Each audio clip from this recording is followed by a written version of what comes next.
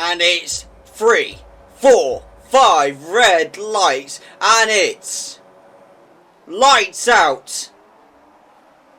And away we go for the Monaco Grand Prix. What a great start by Harry as he tries to attack it, but Preston is also in that battle, but Harry managed to defend it off. Jamie also in P4. Now Bradley has gone down to P6 unfortunately, but I'm sure he'll be bouncing back. Jake to P18 now, but again he'll be bouncing back as well. But the top three, what a start by the three of them. Bradley, I think he's gone. And Bradley has DNF'd this race already. It is not looking good for him. But Charlie, he's gone deep. Oh!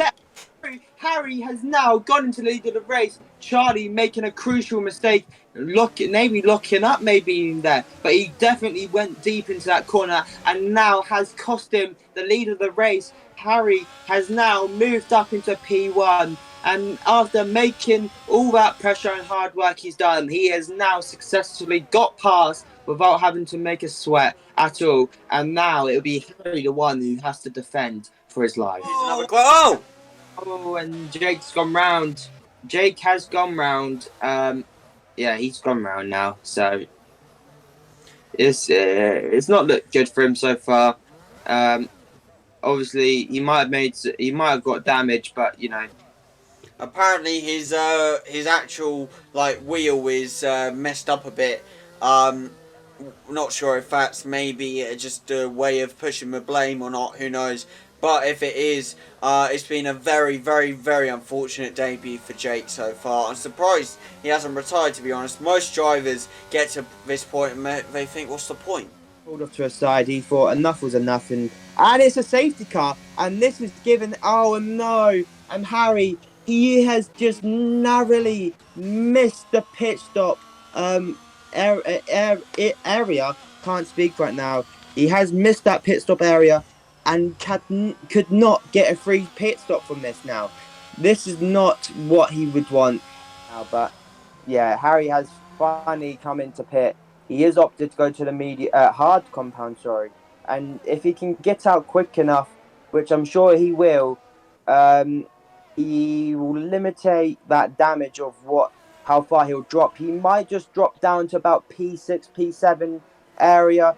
He's just about to come out, so he might just come out in front of his teammate right now, and he is in front of his teammate. So, he's dropped to P7. So, unlucky for Harry, to be honest with you, because he did such a fantastic job to get where he was and then maintain that lead. Safety car is in this lap. Charlie is controlling the pace. He is once again in the lead of this race and now controls the narrative and control of this whole race as well. Fernando Alonso will be acting as the rear gunner, or will he be the one to attack right now on his teammate? But I'm sure the Alpine team will be playing the rear gunner and teammate support role like Perez and Max. But looks like Charlie's got a great start after start of this rolling start. Preston right now will have to try and clear Fernando Alonso to try get past as quickly as he can. The only chance he'll really get to maybe overtake him is through the tunnel section right now. But he looks to be so close. Will he be making a move down the inside? He does not. He doesn't even have a look at it. He doesn't even have a thought of it yet. But he goes down the inside on the hairpin. He goes up into second place. Preston now into P2 and now sets his eyes on his championship rival, Charlie. Corners. He gets the DRS and he hopefully, maybe, No! Harry locked up into that. He went too deep into that last part of the corner, and that's cost him some time on there, Preston now. It really has, and with 7 laps left to go here, is that over for Harry? No, but Harry once again seems to have a better exit, and it seems to have. No! And as Harry tried going down the inside, and it looks to have that he has some damage because he seems to be cutting corners and just can't seem to turn his car at all. Preston, absolute. Oh no! And Harry's race has just absolutely went from better to even worse. You know, I feel bad for him because Harry seemed to have been ahead maybe at that rate. Oh, he seems to be going real slow through this section. You can see he's charging Oh! the.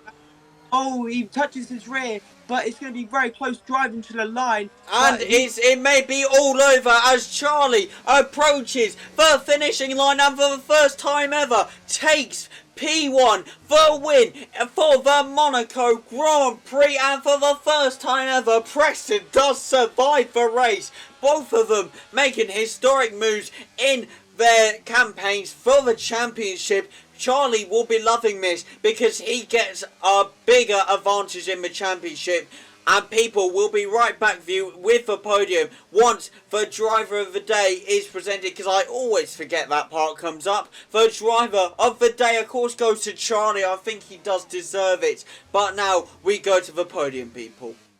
Here we go with the podium, people. Charlie does walk out once again, taking, matching race wins with Preston. Of course, Preston on his left, and Alpine completing a 1-3 on the podium here. But Charlie will be loving it as he takes a full 26 points here today. What a great race for Charlie, I must say. Preston will be hoping to come back in the sprint race and the actual race in Australia. Who knows? But what a great race it was today. We'll be right back with you with the leaderboard in a second. Here's the leaderboard, people. Charlie, of course, takes that win with the 25 points. Preston in P2. Harry in P8. And the rest of the guys did, unfortunately, DNF here today. What a great race it was. We'll be right back with you next time for the sprint race and the actual race in Australia. Do not miss it, people. We'll see you in a little bit. Goodbye.